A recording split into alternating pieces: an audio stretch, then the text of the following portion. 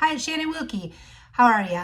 Happy Tuesday. I want to talk to you today about something called the LRE. That's one more acronym in the world of SPED, and it's least restrictive environment. It's your child's legal right to be in the least restrictive environment.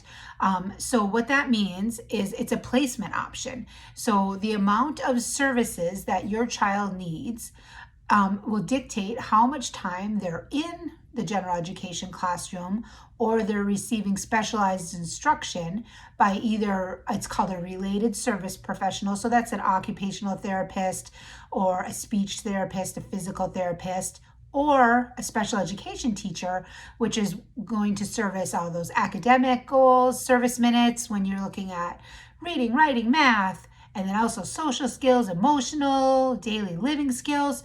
So all of those minutes combined will lead to how much time your child is in the general education classroom. They sometimes call it mainstream or call it general education. And so the steps go that general education only requires accommodations by the teacher in that classroom. And then general education with either push-in services of special education. That can be from an aide, that can be from a special education teacher, that can be from a speech therapist, or pull out services, which are similar. It's usually from a special education teacher or a speech therapist in a small group setting. And then we go into a self-contained or special education classroom where their students' placement is more restrictive.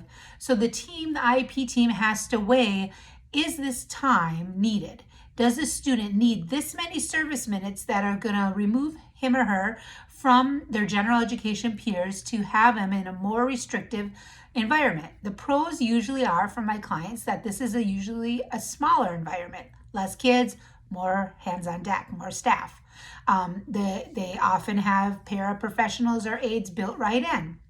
And some of the cons are they are missing some of the general education, which whether that be social emotional, if they are very verbal and they're say in an autism program and their peers are nonverbal, that disparity won't help them grow as quickly as if they were to be in an inclusion environment with peers who are verbal like them. So you have to do a pro-con list, and it's a difficult decision. But just so you know, there's a section in the IDEA that speaks more to this. The IDEA governs the IEP process, and the least restrictive environment goes from general education to support outside of general education or push into general education.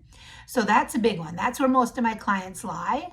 They have an IEP, they might even need a paraprofessional, but they don't need to be in a self-contained classroom. What I would caution is sometimes they have classrooms that are very restrictive, but they're already set up to fit children's needs where the school would then not have to retrofit or have a hefty IEP, meaning para support, a lot of push-in or pull-out services. Just because it's easy doesn't mean it's the best thing.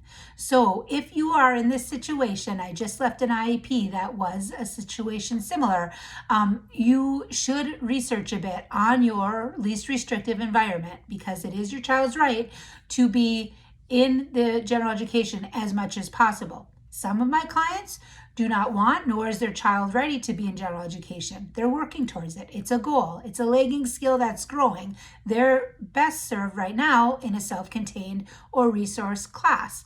But if that is not your child, if they should be in a general education classroom, they can have push-in type services such as a paraprofessional or speech can go into the classroom, or they can go out of the classroom and receive those services. So there is an in-between. That's sometimes a question I get asked. It's not just general education or special education.